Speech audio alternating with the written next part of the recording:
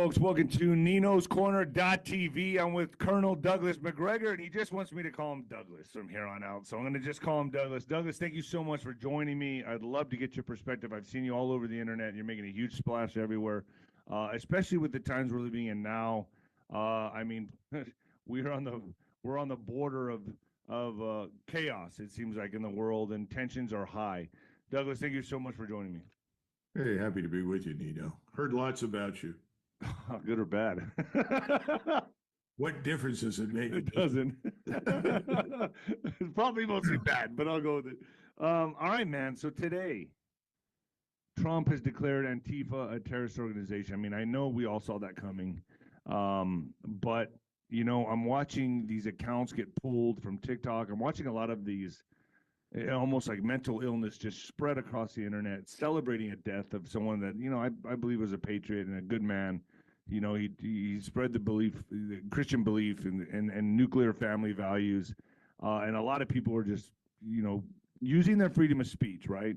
But at the same time, they're being punished for it, kind of like we were in 2020 to 2024. And I'm like, wait a minute, this is like a double-edged sword, or the pot calling the kettle black. What's your thoughts on this, and what's your thoughts on Trump labeling Antifa a terrorist organization? Well, let's take Charlie Kirk first. Charlie was killed not for anything he said, but because people were listening to him.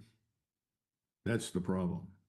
It suddenly became clear that he commanded the attention of hundreds of thousands, maybe millions of young men and women, somewhere between the age of 18 and 30.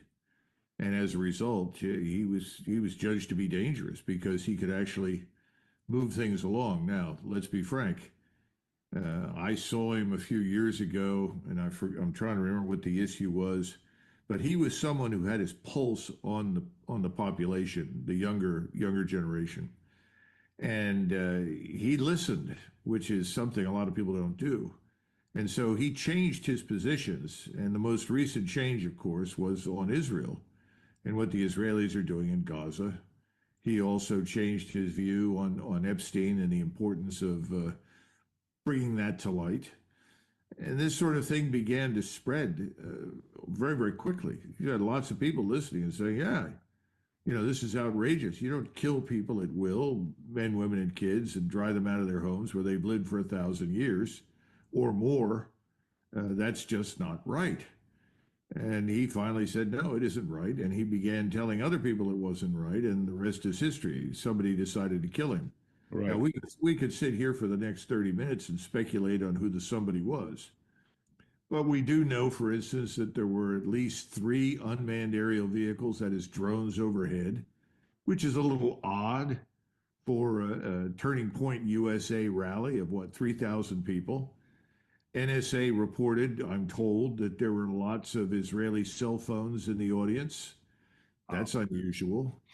I mean, I don't have an answer and I don't know, but I am very skeptical of what the FBI says.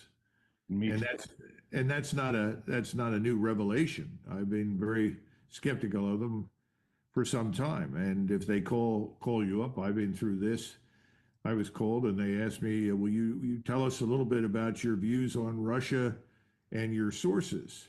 And I said, well, let me give you the telephone number of my attorney. Call him, he'll set it up, and we'll meet with you. No. We don't want to meet with him. We just want to talk to you.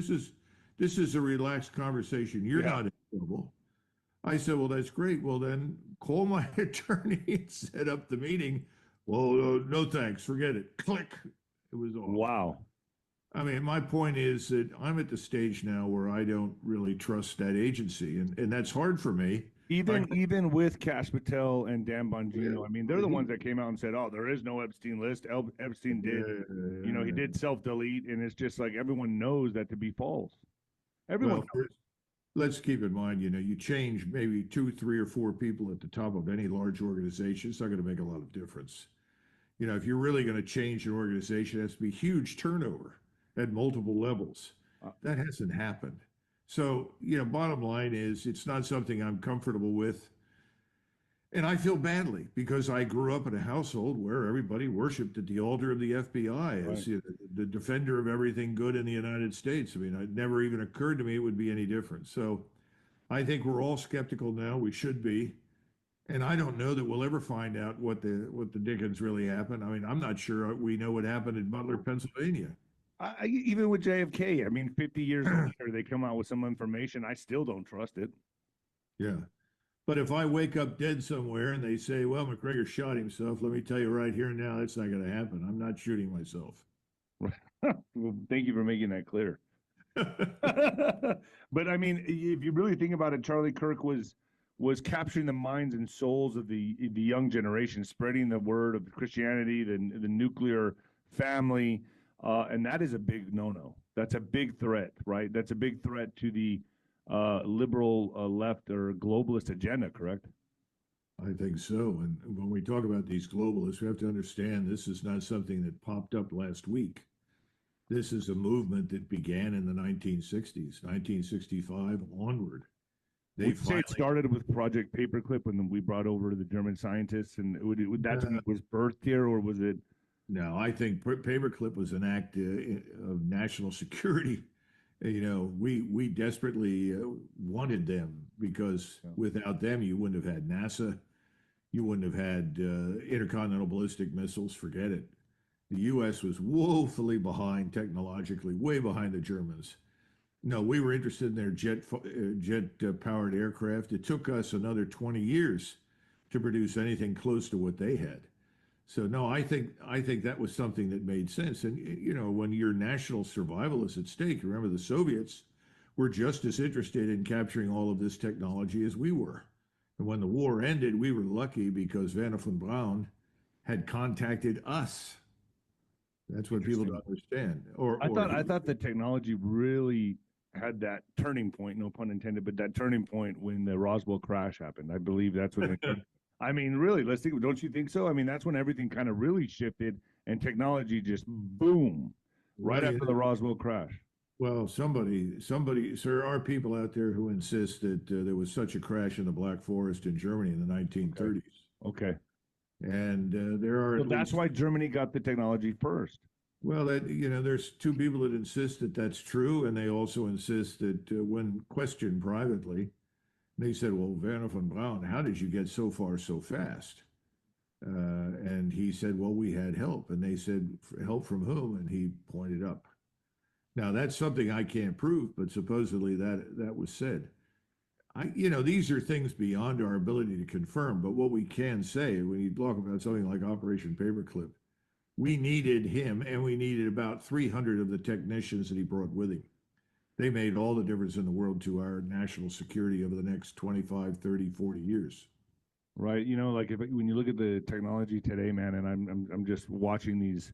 I thought we would have flying cars before we've had driverless cars. I mean, I thought that was a more of an impossible feat. But I mean, cell phones, the whole thing, social media. I mean, we're going into the generation now is going into generation AI.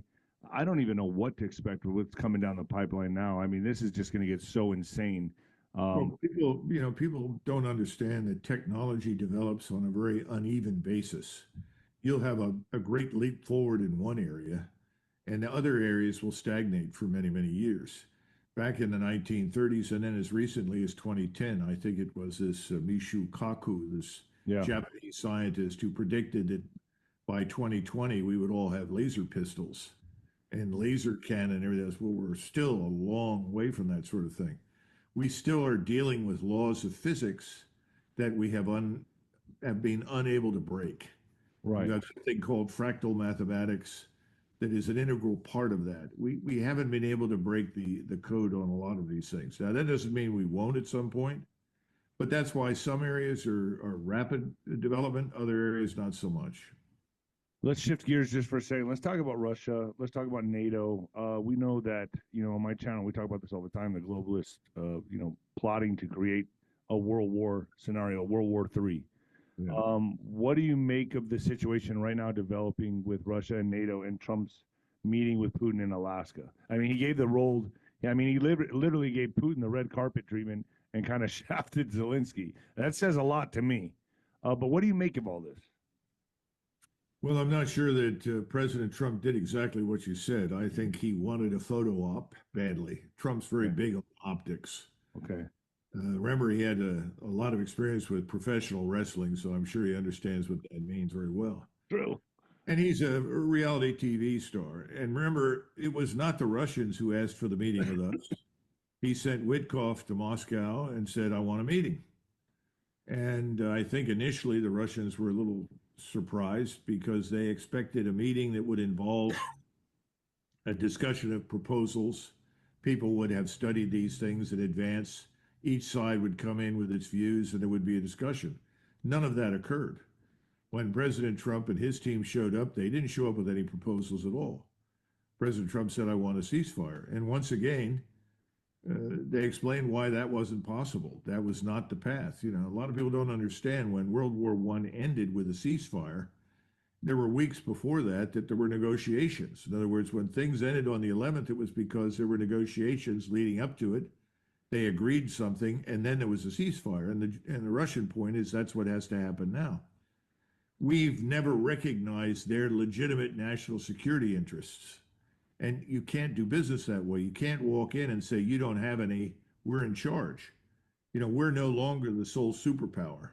In fact, we're not, we're a shadow of our former selves 30 years ago in military terms, and I would argue economic terms right now. But people don't understand that. But President Trump did get a great photo op. It looked great, and he got to stand around near our newest combat aircraft and look overhead as a B-2 bomber flew by and feel very powerful, but it all amounted to absolutely nothing. So and it changed nothing. So what about the threatening to withdraw from NATO? Don't you think that's the thing he should do over the oil and gas situation? Don't you think that's like a move he should make to withdraw from NATO? I mean, we are their military arm. Yeah, well, I think NATO probably should have been disbanded in the mid-1990s. There was no real reason for it. And we ended up doing a lot of things, intervening in the Balkans, first in Bosnia, then subsequently in Kosovo and Serbia, in a search for things to give NATO to do. Right. I mean, we had this senator, I don't know if it was Senator Nunn or I think it was him, one of the senators said if NATO is not out of area, in other words, outside of Europe doing something, then it's probably out of business. You know, at the time I was a major in the Army and a lieutenant colonel. Those were those years for me, the 90s. And then I was a full colonel by the time the 90s ended. But in all of that time, I spent a lot of it in Europe, a lot of it in Germany, a lot of it in the Balkans. And I and most of my peers concluded we should leave and go home. There's no one to fight. The Russians posed no threat. Russia had become a Russian Orthodox Christian country again. Right. It was no longer communist. It did not subscribe to an ideology of expansion. It wasn't leading any revolutions. It was trying to recover from 70 years of communism. And our view was, well, let's get along with the Russians. And in fact, I had meetings with Russian officers and soldiers. They were very professional. What we did together worked very, very well. I'm talking about primarily in the Balkans. I was there in November of 2001, and several of the Russian senior officers, I was with several general officers who were on the Russian general staff, and they said to me, you know, we've read your books. What do you think the real problem was during the Cold War? And I said, well, supposedly it was communism, and they all laughed because they said, well, you know, communism didn't work. Yeah, we got the message. But they said they concluded, well, there were people in both countries at the top that had an interest in the hostility and the conflict. There were ways to profit from it. I said, no, I think that's not an unreasonable assumption. But my point is, everything that I've seen since the collapse of the Soviet state and the Soviet state system told me that there was no enemy. And there was every reason for us to do business. Now, when it comes to Ukraine, Ukraine's never been a nation state. This is brand new. Right. And it was cobbled together very rapidly at the end by the communists. They drew boundaries that made no sense historically, culturally, ethnically, or anything else. And the most important mission that we could see when I was at Supreme Headquarters of Allied Powers Europe for Ukraine was to be neutral and to put hundreds and hundreds of miles between NATO and Russian military power. In other words, if it's neutral, it works both ways. It's advantageous to them and it's advantageous to us. But we didn't see this vast expansion coming. We saw evidence for it in the Balkans against Serbia, but we didn't connect all the dots at the time. And unfortunately, when this coup was launched by Victoria Nuland and her friends in 2014 in Kiev, we ended up installing a government that was radical and violently anti-Russian. So it was only a matter of time until a war broke out, which was stupid and unnecessary. And Trump said that. And by the way, he was correct. Now he's starting to talk like Biden. Right. Which makes no sense at all. Because and every time he comes close to like a peace deal, or I want to get your thoughts on this too, because this to me raises a lot of red flags. Do you think these, like the Nord Stream pipeline, right, that got blown up, and we know they blamed Russia, and then a U.S. factory gets blown up in Ukraine, they blame Russia. Every time Trump comes with a peace deal, Russia bombs Ukraine. Is that a false flag? Is that NATO committing these acts and blaming Russia? Well, first of all, I'm completely unconvinced that the Russians did anything to harm Nord Stream 2. Right. It doesn't make any sense at all. I suspect that 𝗪 is probably right in the article that he wrote. I commend that to people. When I was working at the end of the Trump administration, there were already people in the White House lobbying Donald Trump to do everything he could to stop the Nord Stream 2 from operating and trying to break up this, what everybody said was dangerous dependency by Germany on Russian oil and gas. Nobody understood the past. I mean, in 1914, the number one trading partner for Germany was Russia, and the number one trading partner for Russia was Germany. In 1941, just before the Germans launched their invasion, the same thing. Each country was the other's number one trading partner. This has been going on for 300 years. If anything, the two world wars were exceptions. For the balance of the 300 years, they got along very well and did a land office business. It posed no threat to us at all. But people convinced Donald Trump of that. And obviously, that was the keystone in the edifice of the argument that Biden made. It was all nonsense. The Russians want to do business with the West. They need the West business. Now we have so alienated them and so damaged the relationship that they've turned to China. Right. And what we don't understand is that China today is where we were in 1945. In other words, we were in the takeoff stage. If you look at the... But I thought China's economy was in shambles right now. No, not at all. No, No. The Chinese have the largest manufacturing base in the world. They're desperately in need of oil and gas But hold on, isn't the point of these tariffs to bring back the manufacturing companies and jobs here in America? So I mean, it's going to suck for a while, but I mean, at some point, like in 6 months into a year, they'll start coming back and building here. Correct? I wouldn't hold my breath, and the reason is very simple. When we lost things, in other words, when we shipped our manufacturing base overseas, and this is the CEO class, okay? The so-called shareholder class, these are all the rich people. And people on the Hill got rich as a result of supporting this. We shipped things overseas, primarily to China. The Chinese did not come to us and ask for anything. They didn't come to us to try to buy anything. We shipped things to China. We betrayed the interests of American workers.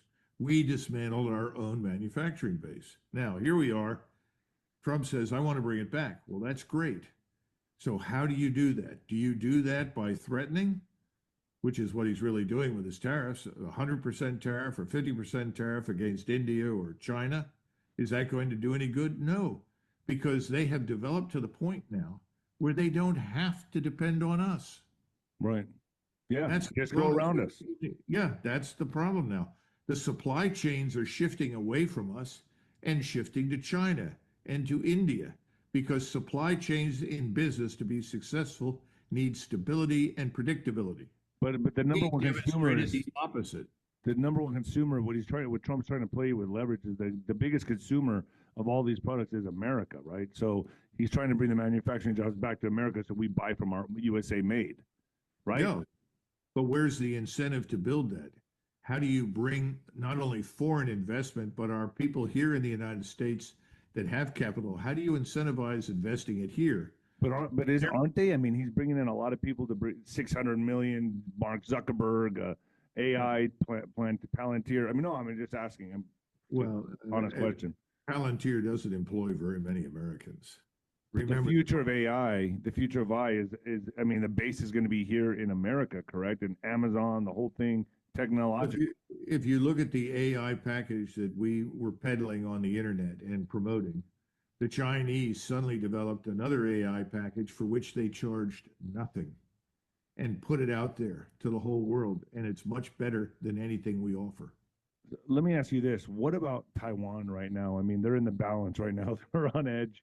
They're flying jets over them. There's battleships out there. What's going to happen with Taiwan? Did China make a move on Taiwan with all this going on, or will they wait till Trump's out of office and then make a move on Taiwan? Well, first of all, I don't think China is ever going to invade Taiwan. Okay. Let me tell you why. You have two major political parties on Taiwan, and I won't bother trying to pronounce their names, okay? Because I'm not a master of Chinese, obviously, and I don't want to offend anybody. But one is the old party of Chiang Kai-shek. These are the people that retreated to the island when they lost the war on the mainland.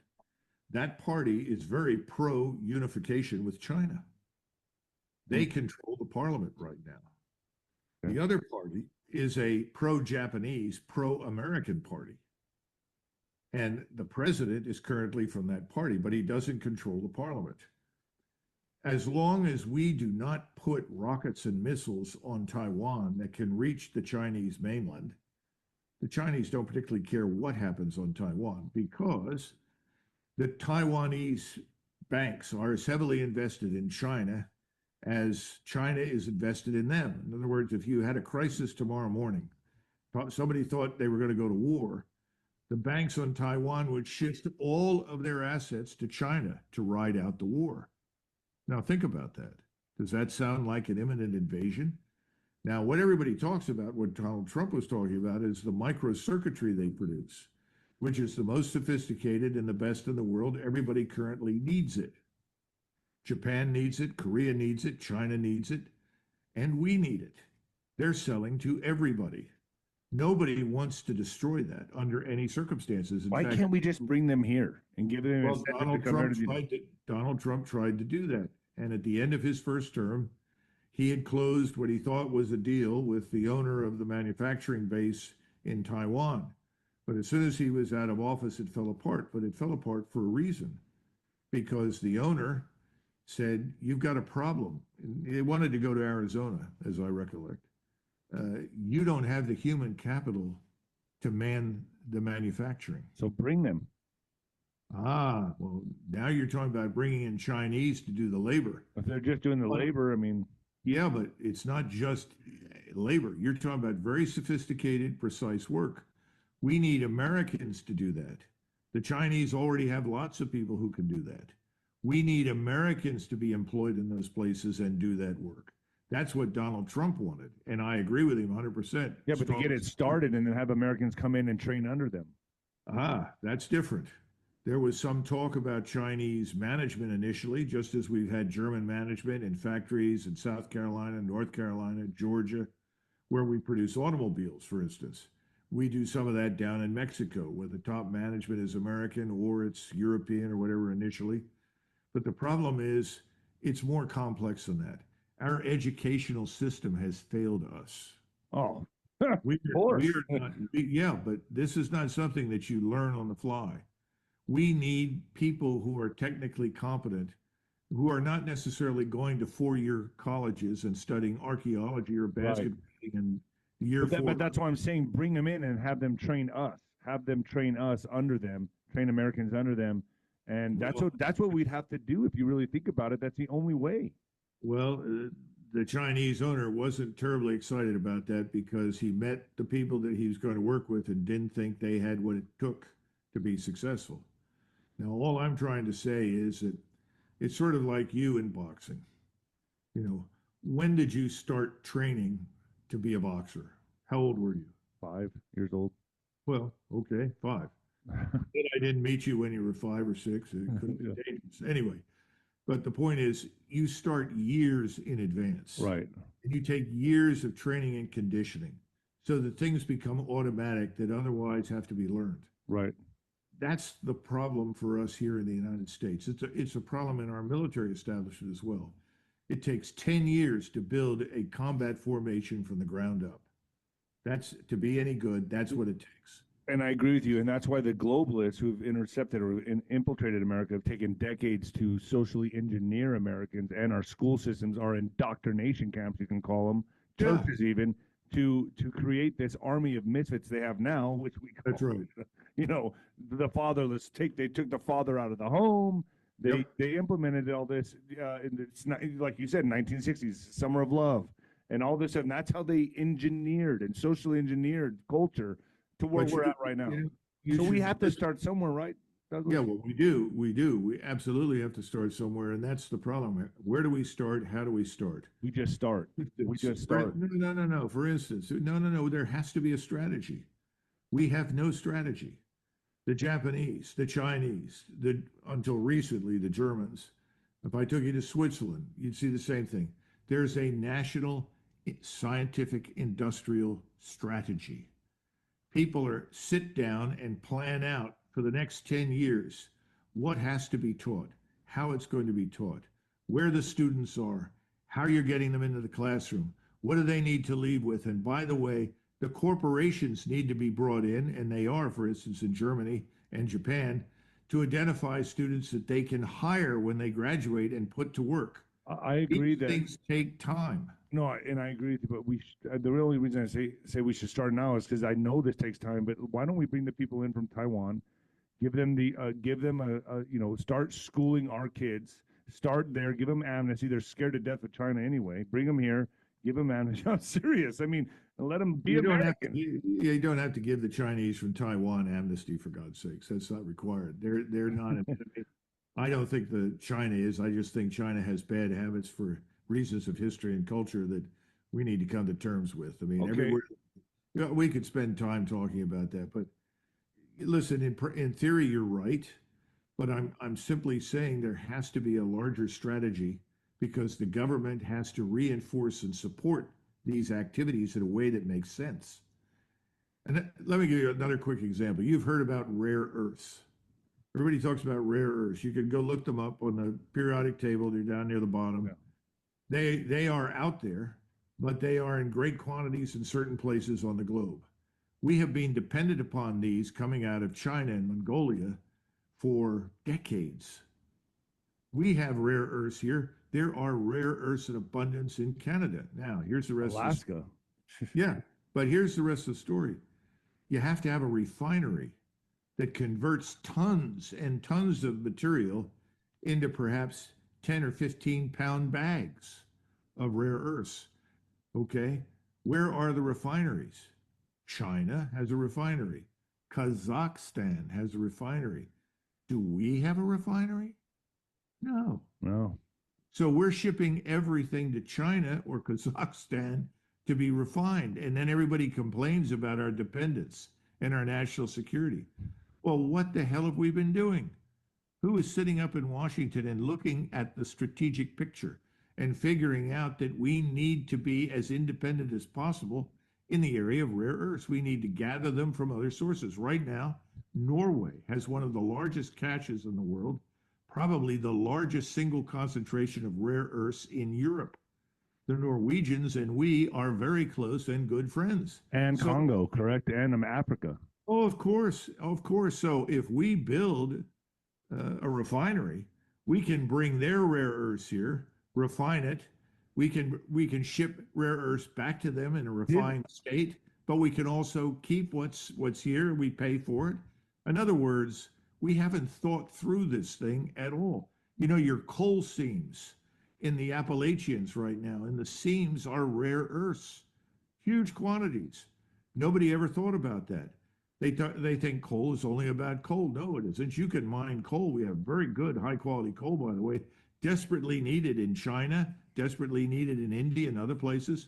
We could be shipping that out in great quantities, but at the same time, what comes out of the seams can be used for rare earth harvesting. There is so much that we as a nation need to do. It needs orchestration and direction from Washington in order for it to happen. Because if I took you to places in Kentucky or Ohio or Indiana and said, well, we could do X, Y, and Z, the first question says, well, where do we get the money?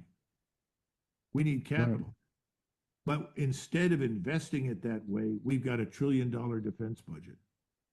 We have trillions of dollars disappearing into the black hole of monetary redistribution called the welfare state. We've done nothing to deal with all of the corruption and scandalous behavior in Medicare and Medicaid. I mean, you had Elon Musk, who went in there. He had the right idea. He discovered that we had millions of people drawing cash out of Medicare and Medicaid that half of them didn't even exist. We've got so much nonsense going on. We need to focus here at home. We're not doing that. That's my next question. You know, there's so many conflicts that America is involved in across the planet right now. You got Ukraine, Middle East, Congo, China, and here domestically, right? Well, you've also got this cockamamie idea to take on Venezuela. Right. So, well, hold on. But isn't there rumors or allegedly China's there with their missile systems in Venezuela? Aren't they in our backyard and in Cuba? I mean, they're scared of us in Taiwan, but aren't they already in our backyard? No, the Chinese are making investments, but they're not necessarily military. Now, could they become that way? Well, if I were sitting in Venezuela right now on potentially the largest oil and gas reserves in the world, even though they're very deep, they're not easily attained.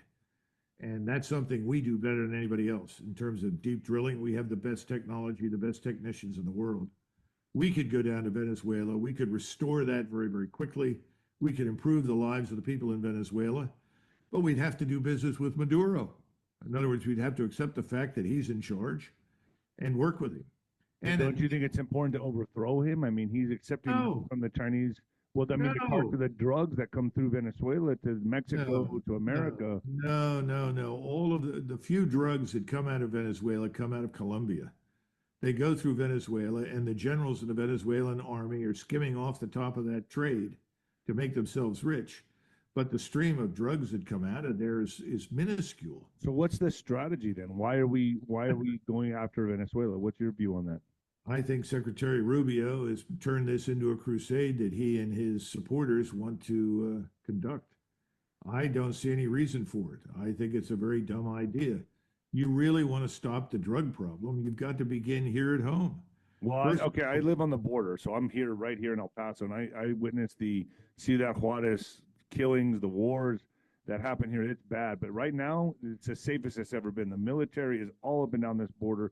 It's from what I see, my friends in the border patrol tell me, dude, this is like the best I've ever seen it. It's almost completely stopped. It's almost at zero. But I mean, they're still finding other ways. They're coming through Canada.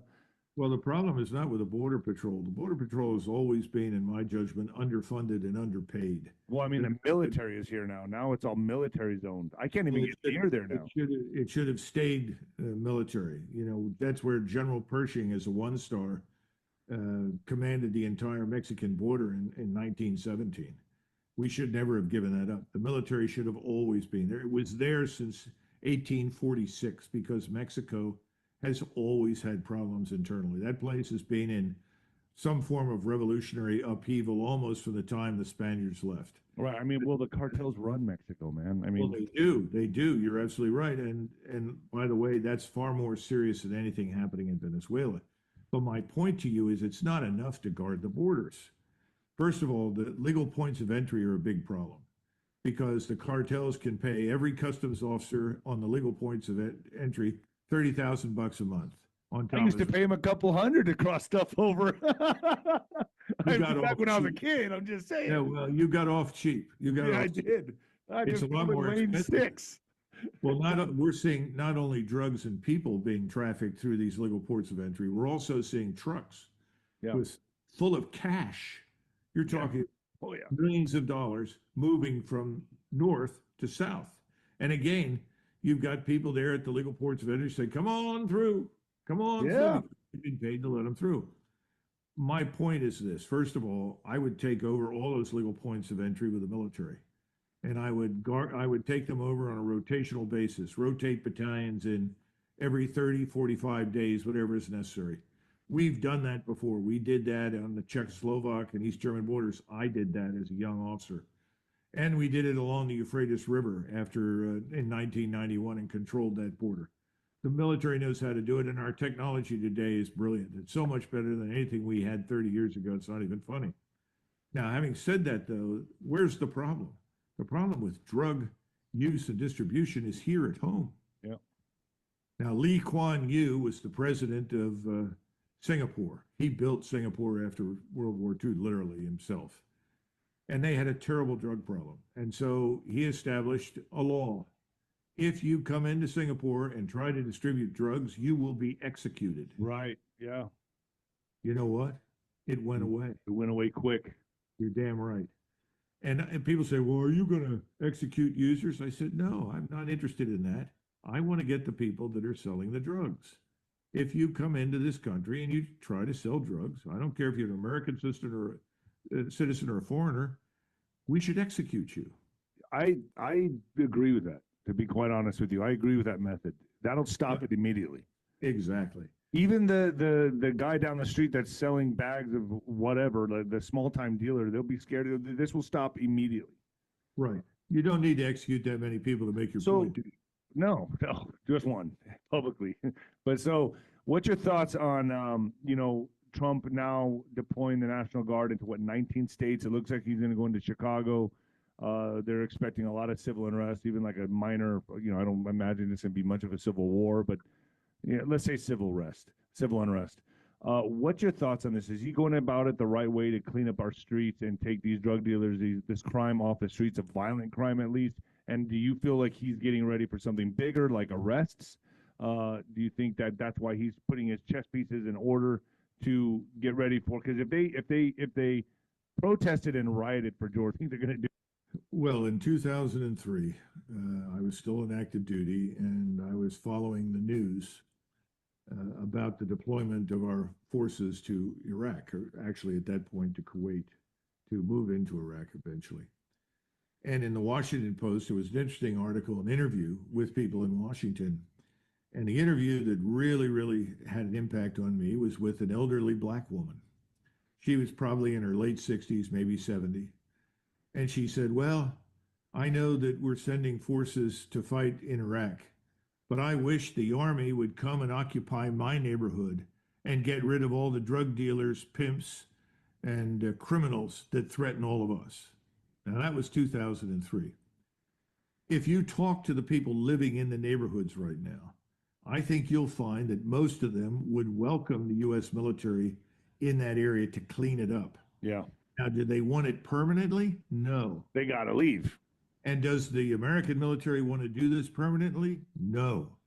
But there is a requirement, because if you look at the criminality that has risen in these cities over the last 30 years, and remember that a lot of it is not reported accurately anymore.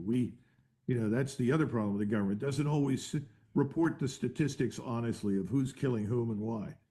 But if you go in there, you're going to have an impact. Now, will that be permanent? Well, that depends on how you work with the police, because the liaison between the police and the military has to be very good. And the police have to lead the effort. The military can back them up and can intervene where required, but the police need to be in charge. Now, if you've got corrupt police, you got to get rid of them. If you have police that don't want to support the government, you got to get rid of them. The point is to enforce the law, right, and get the criminals apprehended and dealt with quickly. That's the other problem of the courts. We have too many people in the court system, appointees over the last 30 years under the left, that are anxious to release all these people at their earliest. Lawfare, and they're using lawfare to do so. The tactics that they're used. So you could set up panels of justices appointed by the president. In other words, judges that are appointed for the express purpose of supporting the effort to clean up Chicago, Philadelphia, New York City, Los Angeles, New Orleans, St. Louis, San Francisco. These are just some of them. So I think what Trump wants to do is good. What I don't see any evidence for, once again, is the strategy. Correct. Okay, so just for a second, I've always said on my channel, you know, the pendulum swings far left, it's going to swing far right. The cure's got to be greater than the disease. But what do you have to say, like, to the left or the people out there screaming that he's bringing in a police state? I guess, you know, the globalists are getting what they want anyway. They're getting the police state, right? So the military's coming on the streets. So what do you say to people like that? I mean, they got to leave after a certain amount of time, but are they going to, you know, impose this AI surveillance? I mean, we're already being watched anyway, but once the military comes in and takes over all the cities, the democratic hellholes, let's say, are they going to leave? Is it? I mean, how long do you expect the military to stay there to effectively clean up the streets? And are they going to leave this AI footprint there that's going to be surveilling the whole city? I mean, is that where we're headed in this? Well, the surveillance footprint is a matter for decision by the law. In other words, you're exploring this area of privacy. We want our privacy as Americans. That's essential to our freedom. That's something I can't answer. In other words, that has to be adjudicated. Someone has to sit down, legal authorities, as well as people who understand the technology, and sort through that. What I will say is that the military should have very carefully framed, described objectives. You're going into this city. Within the city, you're going into these areas. What are your objectives in each area? Who are the police who are going with you, who know the area and are going to advise you, bring you in, and use you when necessary? Because once again, I don't think we have to spearhead everything with military power. There are going to be hard cases where the military is absolutely needed. But the police that live there, work there, serve there, ought to be in the lead. And there should be an end state. You know, when we've reached this point and crime is at this level, that's when we begin withdrawing. That should not, if we do our jobs properly, we know what we're doing. That shouldn't take longer than 120 days, maybe 180 days. That's no more than 6 months.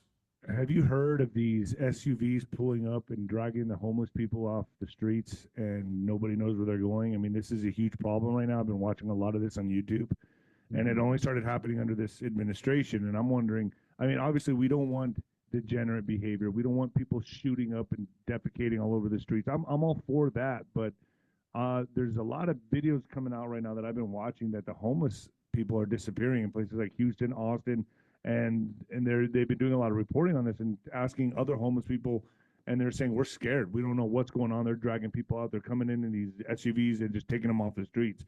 What do you think's going on there? Do you have any insight on that? Well, the first person to deal with this problem, believe it or not, was Gavin Newsom. And that's when President Xi from China came to San Francisco for a conference. And he suddenly made the decision to clean up San Francisco.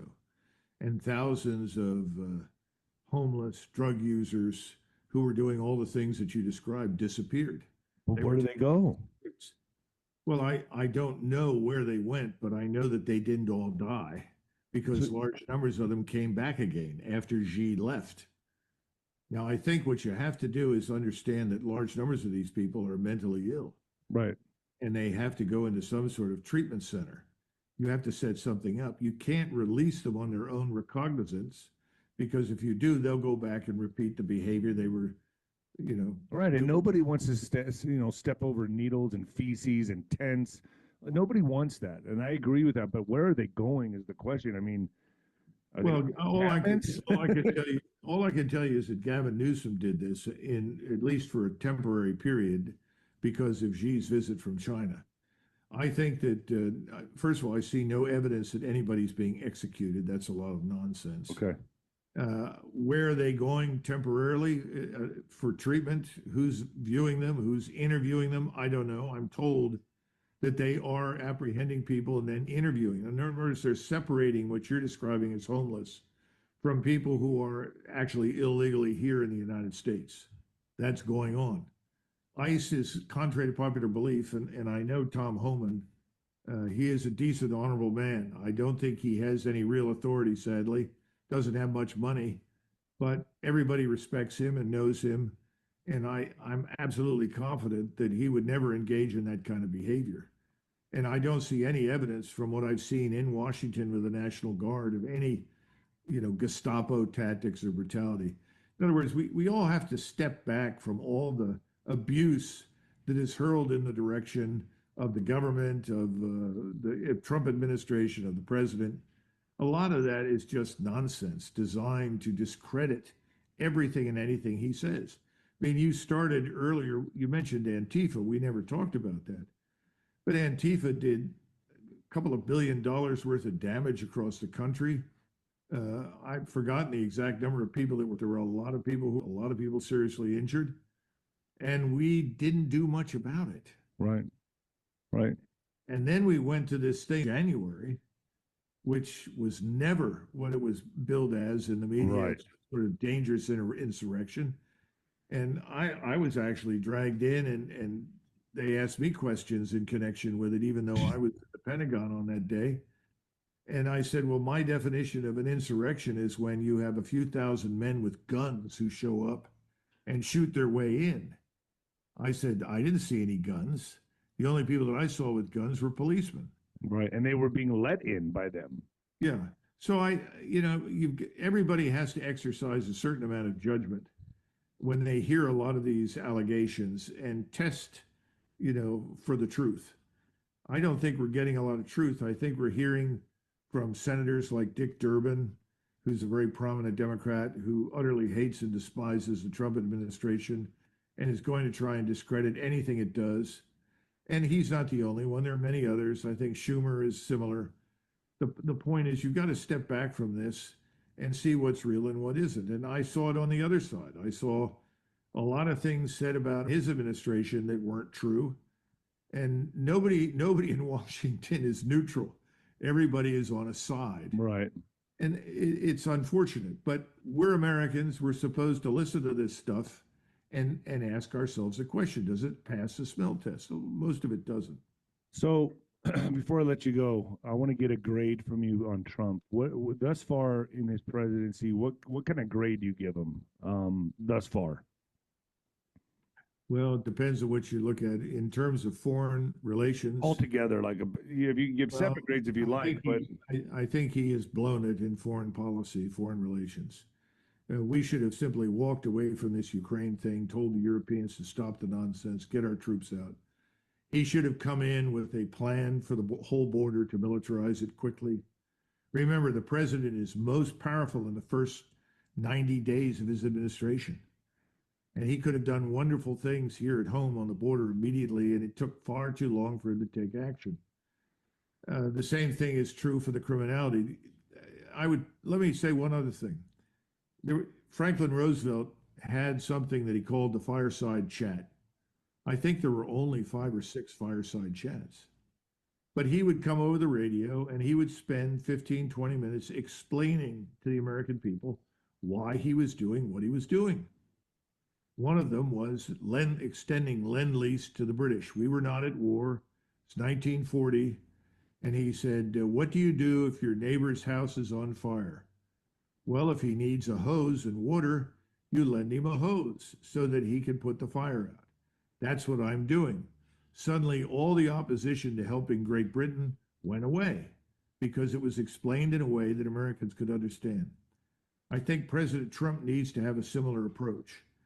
He needs to have a strategy with a goal, and he needs to explain that to the American people. That's not what we're getting. What we're getting is impulse. I decided we're going to go into Washington. I decided on Chicago. Oh no, we're going to Memphis now. Right. And listen, I have no objections to going to Memphis. That's a hellhole for criminality. Right. Murder. All these Democratic hellholes need. Yeah, and so I understand that, but there has to be a strategic approach. It has to be coherent. And when you do that, you immunize yourself against a lot of the attacks that he's getting right now from people on the Hill and the media. So no grade? I think in foreign policy, defense policy, I think we're at an F. An F. I think here at home, I give him a C+. All right, so he's failing. He's about Well, a D minus. the other thing is this economy. I mean, he knows, I know he knows that we cannot sustain this national sovereign debt. Right. Impossible. Every 110 days, we add another $1 trillion to it. It's crazy. You know, we're spending more to service the debt with debt payments than we are spending on national defense. This is not sustainable. He's got to grab that, and he's got to come up with more than smoke and mirrors to deal with it. He's got to admit that this is going to be painful. But he's 79. The probability that he will run again is not high. Right. Anybody is in a position to administer pain pills for the right reasons, he's the man. But he's not doing it. Got you. And I would get out of the war business. Forget this crap of invading Venezuela. That's ridiculous. Let's focus on what we talked about: your borders, your airspace, your airports, your ports of entry, your harbors, and let's go after the dealers, the networks in our country. That's where you're Impose strict laws. And you've got to enforce them. And enforce them, right. Colonel Douglas Macgregor, everybody, thank you so much for joining me. Where do people find you? Do you want them to find you? Maybe on the internet, but that's it. Yeah, I live somewhere in the Well, I mean, what's your, do you Blue have Ridge social media handles or anything that you want to put out there? I'm on X. You know, you Google my name, you're going to Okay. find all sorts of stuff, good and bad.